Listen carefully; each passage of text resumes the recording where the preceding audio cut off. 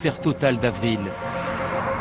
Les aliments Sanders, une manne pour le groupe de Xavier Belin, mais pour beaucoup d'éleveurs, une charge qui peut mettre en péril leur exploitation.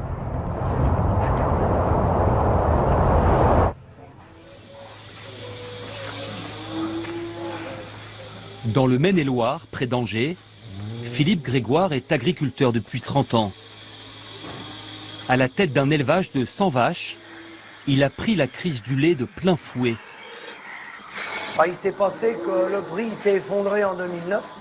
On a perdu 70-80 000 euros dans l'année 2009, brutalement par le prix du lait. L'éleveur, aux abois, demande alors conseil à son centre de gestion agricole, qui lui envoie un expert en alimentation du bétail. Est-ce qu'il y a quelqu'un qui est venu voir votre installation? Bien sûr, conseiller Sanders. Pour booster le rendement de son troupeau, l'expert lui recommande de compléter la ration habituelle de maïs par des tourteaux Sanders. Eh dis donc, toi, force pas, et où? Doucement, là. Des concentrés de soja et de colza que les vaches de Philippe dévorent comme des bonbons. Chut, allez, attention, là. Ils sont aromatisés, ils mettent des parfums pour qu'il ait bon goût. Donc c'est comme un enfant avec des chocolats, hein, à attirer avec ça. Toujours sur les conseils de son expert, il investit dans ce distributeur automatique de tourteaux. 12 000 € pour un équipement qu'il n'utilise plus depuis 2 ans. Cette machine, pour lui, a été le début de l'engrenage.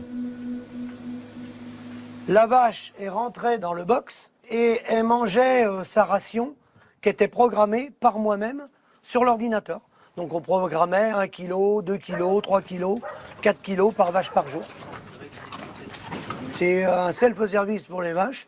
C'est une alimentation jour et nuit, à volonté. En 2012, alors que le prix du lait enregistre une nouvelle baisse de 4%, le cours du soja augmente, lui, de 17%. Les factures de tourteaux flambent. Et Philippe s'enfonce un peu plus dans le rouge. Il nous confie ce jour-là sa colère contre Sanders, mais aussi contre Xavier Belin, qu'il accuse à l'époque de jouer sur les 2 tableaux. Vous ne pouvez pas être représentant d'un syndicat, défendre des éleveurs et en même temps être dans le business du commerce des aliments. Pourquoi? Enfin, parce qu'il y a conflit d'intérêts. Il va orienter les agriculteurs pour faire tourner ses usines. Hein. Son intérêt, lui, c'est de faire tourner les usines. Et vous remarquerez bien que lorsqu'il parle du problème agricole français, il oppositionne toujours en disant en France, on a un problème franco-français, qu'est les charges. On a trop de charges en France. Mais quelles charges? Les charges, c'est ce que j'ai entre les mains. C'est ça qui a ruiné le monde paysan.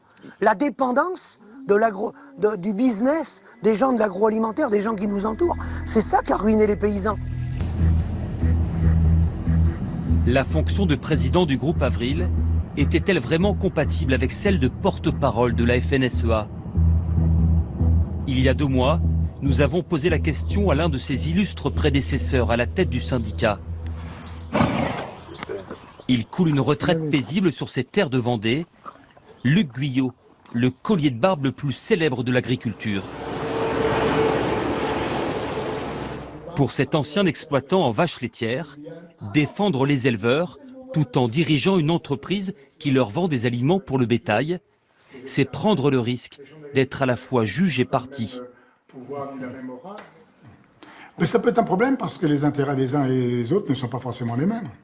On se retrouve face à face, c'est-à-dire que Sander fait fonctionner son entreprise pour faire de l'aliment de bétail avec du bénéfice, et puis de l'autre côté, il faut que les agriculteurs puissent payer leur aliment pour le bétail au mieux pour pouvoir être rentables.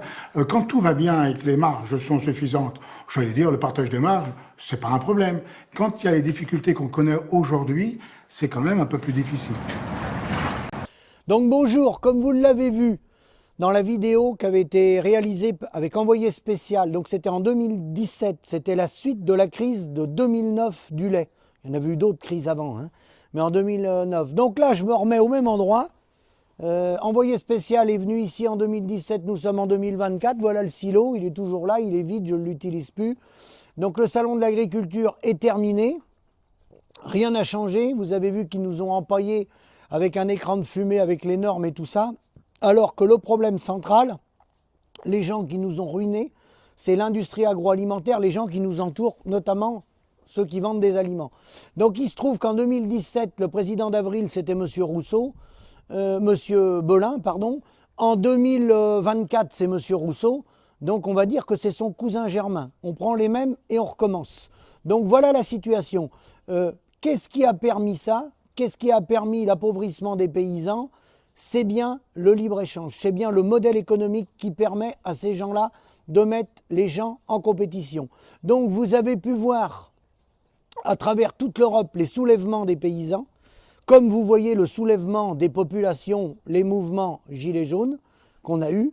Pourquoi? Pour une seule et unique raison, le modèle néolibéral. Alors le modèle néolibéral permet à M. Belin en 2017, à M. Rousseau aujourd'hui, permet à Lactalis, à Agrial, à Invivo, à LDC pour la volaille, à Bigard pour la viande bovine, leur permet, ce n'est pas illégal, c'est légal, leur permet le libre-échange d'exploiter la paysannerie dans le monde.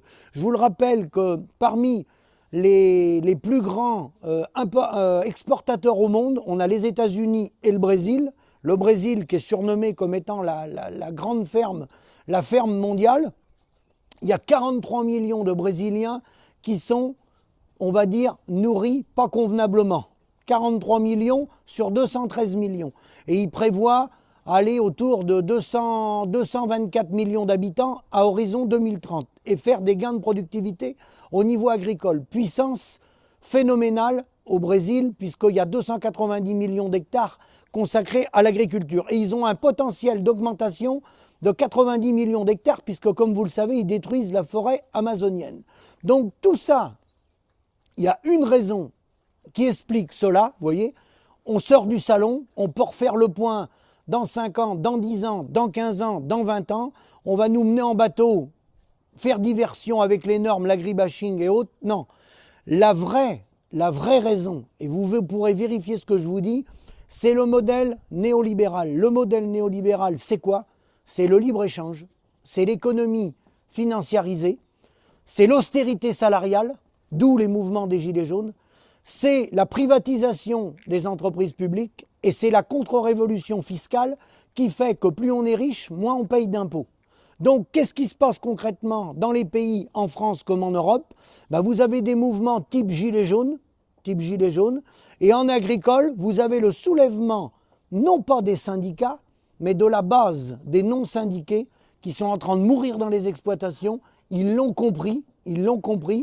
Ils vont, certes, pas toujours au bon endroit manifester devant les préfectures, et ce n'est pas le préfet qui paye nos produits. Les responsables, ils sont là. Ceux qui livrent les aliments, ceux qui tiennent les clés de la finance. Voilà. Je vous remercie, à méditer et à bientôt.